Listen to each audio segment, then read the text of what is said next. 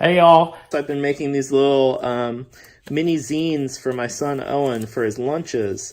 And some of you asked how I'm doing these. It's actually really easy. Find out more about zines in this really great book. I love this thing. And there's an exercise in here about how to make a no staple zine. So that's what we're gonna do today. Just take a piece of paper, just a piece of typing paper, fold it over once, and fold it over one more time. And then I like to use this little handy bone folder to make the creases real sharp. And then you fold it over one more time.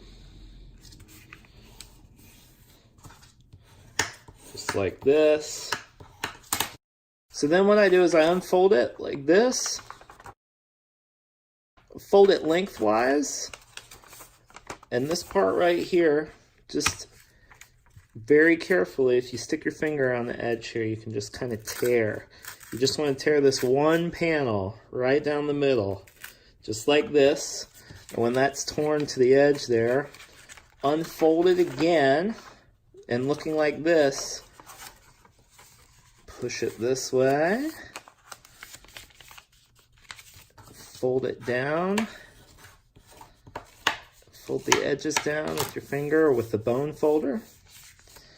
And then you've got this nice little booklet.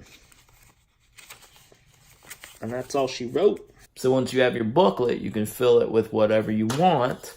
And once you make the booklet, what's kind of cool is that you can then unfold it, stick it on a photocopier, and then you can make as many copies as you'd like.